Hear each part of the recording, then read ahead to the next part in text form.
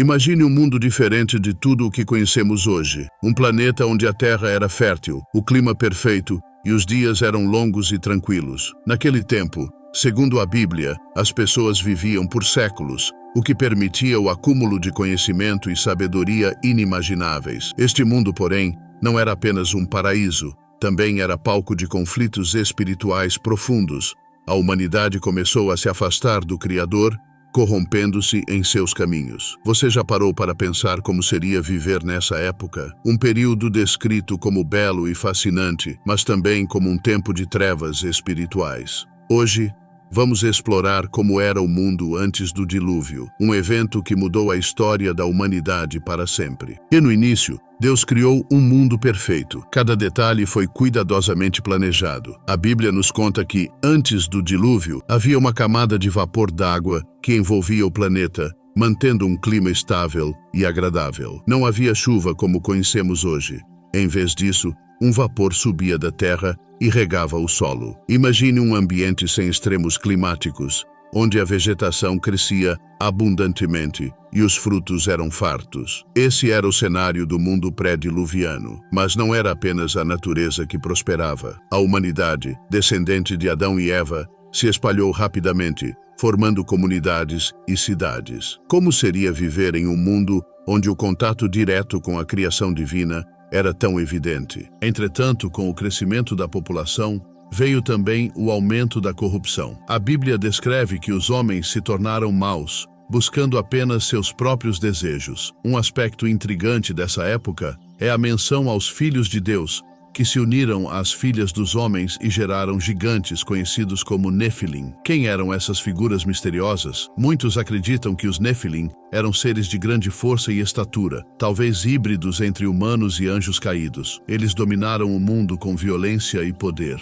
Pense na influência que esses gigantes poderiam ter sobre as sociedades da época. Será que foram eles os responsáveis por corromper ainda mais o coração humano?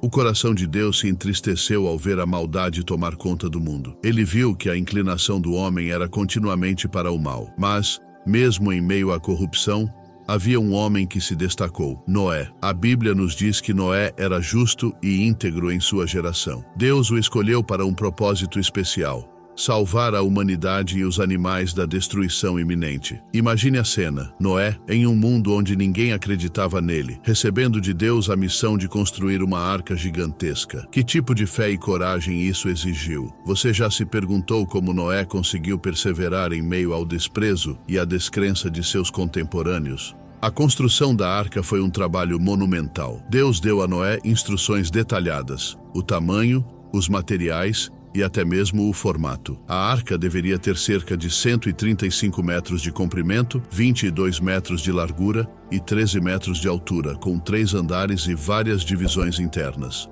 Era, essencialmente, o primeiro grande navio da história. Noé e sua família trabalharam incansavelmente para completar a tarefa. Enquanto isso, ele pregava às pessoas, alertando sobre o julgamento divino que estava por vir. Mas ninguém acreditou. Eles zombavam, vivendo como se nada fosse mudar. Você acha que seria diferente hoje? Quantos de nós estão atentos aos sinais que Deus nos dá? Quando a arca ficou pronta, Deus trouxe os animais. A Bíblia diz que de cada espécie, um casal entrou na arca e de alguns animais, 7 pares. Imagine a cena: leões, elefantes, pássaros exóticos, todos caminhando em ordem, guiados pela mão divina. Enquanto Noé e sua família se preparavam para entrar na arca, o mundo ao redor continuava em sua rotina de pecado e desprezo por Deus. Quando o último animal entrou e Deus fechou a porta da arca, começou a chover. Pela primeira vez na história, gotas de água caíram do céu. O som da chuva,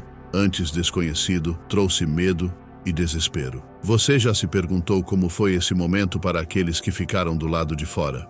A chuva não parou por 40 dias e 40 noites. As águas subiram, cobrindo montanhas e destruindo tudo. Somente a arca flutuava, protegendo Noé, sua família e os animais. Imagine o silêncio do mundo após o dilúvio. Nenhuma voz humana, nenhum som de animais, apenas o barulho das ondas. Este foi um recomeço para a humanidade. Mas, além da destruição, o dilúvio traz uma mensagem de esperança. Deus salvou aqueles que eram fiéis a Ele, mostrando que sempre há um plano de redenção. Você consegue enxergar os momentos em sua vida em que Deus o protegeu das tempestades?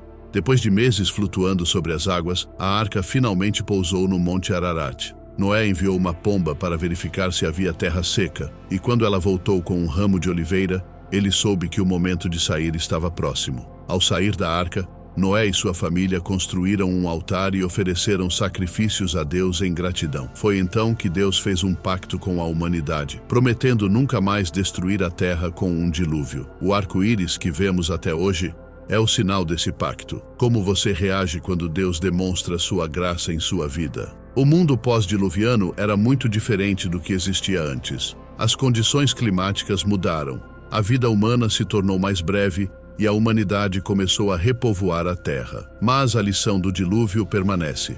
Deus é justo, mas também é misericordioso. Ele nos dá oportunidades para nos voltarmos a Ele, mas também espera que vivamos em obediência e fidelidade. Pense em como essa história se aplica à sua vida hoje. Será que estamos vivendo de acordo com o plano de Deus ou seguimos nossos próprios caminhos? A história do mundo pré-diluviano nos ensina muito sobre o amor e a justiça de Deus. Ele criou um mundo perfeito, mas deu ao homem o livre-arbítrio. Mesmo quando a humanidade se afastou, Deus não desistiu de nós. O dilúvio foi um recomeço, uma segunda chance para a criação. Hoje, somos convidados a aprender com essa história e a viver de forma que agrada a Deus. E você? Está preparado para ouvir a voz de Deus e obedecê-la, mesmo que o mundo ao seu redor diga o contrário? Compartilhe nos comentários como essa história impacta sua fé e sua forma de ver o mundo.